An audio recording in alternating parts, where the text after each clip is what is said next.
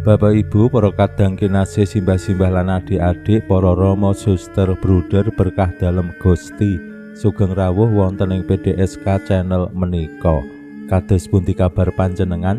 Mugi-mugi bagas kasarasan kesehatan kawilujengan tansah mengku kula panjenengan sami anggenipun nglampahi gesang ing dinten menika. Lan mugi-mugi lumantar panglimbang basa Jawi wawasan Injil mirungganipun kanthi wungu dalem Gusti, kula panjenengan sansaya saged bangun paguyuban utawi komunitas ingkang begja rahayu, komunitas ingkang bahagia. Awit Gusti Yesus ingkang sampun kersa sangsara seda sinalip lan wungu mulya menika dados pengajeng-ajeng tumraping kabegjan.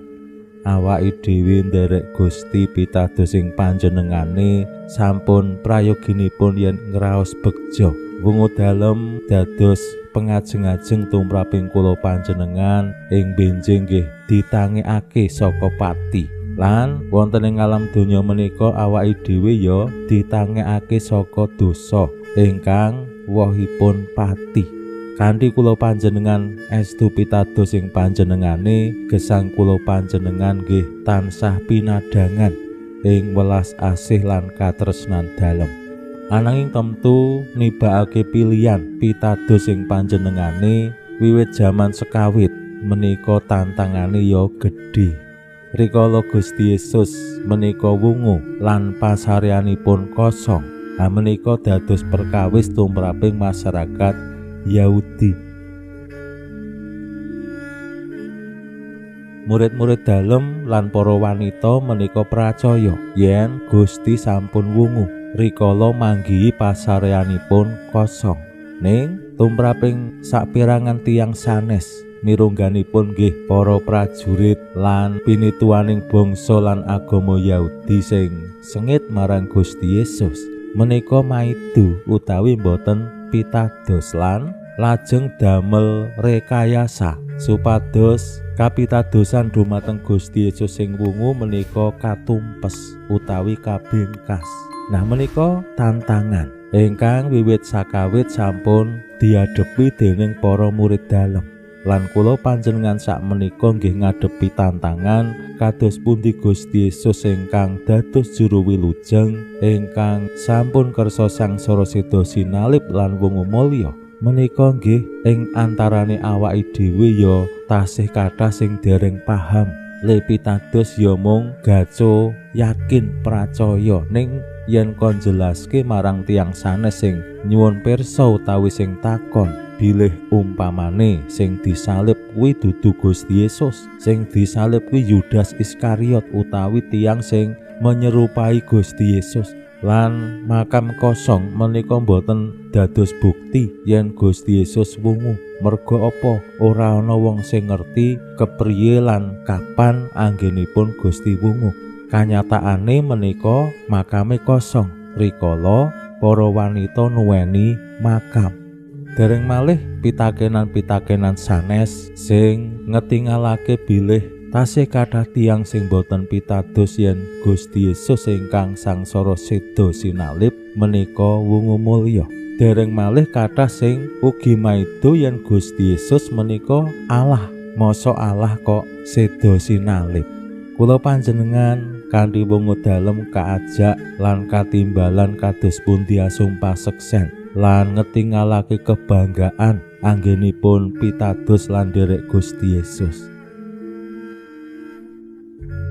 Mila yen kula panjenengan masang salib ingkang wonten korpusipun menika saged dados tandha kapitadosan lan kebanggaan yen awake dhewe masang salib sing permati, sing strategis, ora didelik-delikake utawi yen kula panjenengan nganggo kalung salib. Menika nggih diketingalake, aja malah dislempitke neng jero pakaian. Menika tandha kebanggaan lan keyakinan. Waosan Injil dinten menika nggih paring pitedah dumateng kula panjenengan sami kados pundi nibakake kapitadosan dumateng Gusti menapa awake dhewe ya tetep maidu marang wungu dalem. Pramila monggo kita pirengaken sabda dalem Gusti ing dinten menika lan kita wiwiti kanthi sembayang sawetawis. Konjo ing asma dalem Yang Rama saha Yang Putra tuwin Yang Roh Suci. Amin. Suwawi sami munjuk Gusti Yesus sabda dalem Yang Rama ingkang sampun manjalma mugi karsa ngandika dhateng kawula wonten ing asepen ing telenging manah kawula KBKO kegiatan lan panglipur ingkang manjing ing sabda dalem kapenuwana kawula mawira ing kawicaksanan dalem. Mugi-mugi srana anggen kawula maos lan mirengaken sabda dalem kawula sansaya nunggil ing sampeyan dalem. Amin. Waosan Injil kapethik saking Injil Matius bab 28 ayat 8 ngantos dumugi gangsal 11.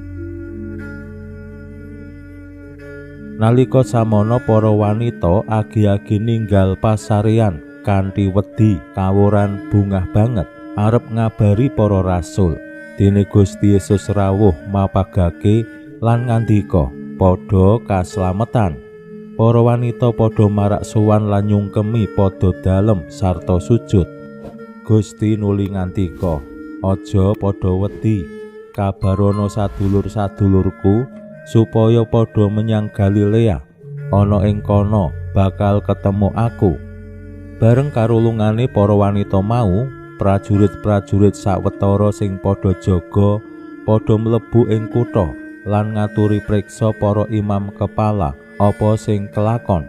Lan sawuse padha sarasean karo para pinituwa sarta sarembuk, para prajurit padha diwenehi dhuwit akeh karo diwanti-wanti. Kandhakna wae murid-muride ing wayah wengi padha teka nyolong layone nalika aku padha keturon. Dene yen nganti kapireng gubernur, aku mengko sing matur lan kaslametanmu dak tanggung. Duit padha ditampa lan padha tumindak miturut piwelinge.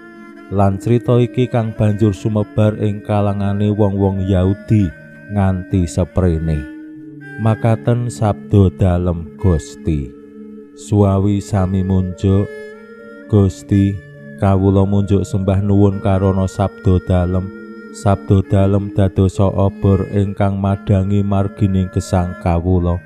Katuntuna kawula sageta sabda dalem menika numusi manah ngantos tansah ngrembaka kangge nggayuh gesang ing swarga.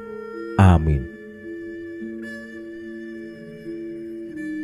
Bapak Ibu para kadang kinasih simbah-simbah lan adik-adik, waosan Injil nyariosaken kalih perkawis ingkang sepisan para wanita sing pracaya bilih Gusti Yesus wungu lajeng badhe ngabari para rasul bilih Gusti ngutus para wanita supados para rasul tindak dhateng Galilea ing mrika bakal pinanggih kalian Gusti Yesus. Para wanita dipun katingali dening Gusti Yesus sing wungu. Ingkang kaping kalih menika para prajurit sing lajeng tindak dhateng kita laporan dumateng para Parisi lan pinituwa Yahudi. Rikala sampun sarembak, para prajurit menika diparingi arta supados njritakake sing beda. Injih menika layonipun Gusti Yesus dicolong para murid rikala para prajurit sami tilem. Cerita sing beda lan gegayutane karo dhuwit kirang langkung nggih mirip rikala Gusti Yesus diladosake dening Yudas Iskariot. Gegayutane ya karo dhuwit. Mila yen kula panjenengan boten waspada, dhuwit bisa dadi srana kanggo nilar kapitadosan dumateng Gusti Yesus lan nilar tetunggilan kalian Gusti Yesus. Para prajurit ingkang disogok dhuwit akeh lajeng crita sing beda karo pengalamane para wanita. Dipun cariosaken Injil, critane prajurit menika sumebar ing kalangane wong Yahudi tekan seprene. Lah tekan seprene menika rikala pengalaman wungu dalem Gusti apa ya tekan saiki jamane awake dhewe. Nah menika tantangan. Mila wonten ing oktav Paskah menika kula panjenengan katimbalan kados pundi kula panjenengan sampun nibakaken pilihan dumateng Gusti Yesus ingkang sampun kersa sangsara seda sinalip lan wungu mulya. Menika estu kula panjenengan ayati kanthi setya lan lumantar semangat wungu dalem Gusti awake dhewe ya wani asung paseksen menggaing kabegjan pitados ing Gusti. Pinuji Allah sakmenika sarta ing salami-laminipun. Salam sehat, salam bahagia, salam katentreman. Lan mugi-mugi lumantar panglimbang dinten menika kula panjenengan tansah jinangkung ing berkah dalem Gusti ingkang Maha Kuwasa, Hyang Rama saha Hyang Putra tuwin Hyang Roh Suci. Amin.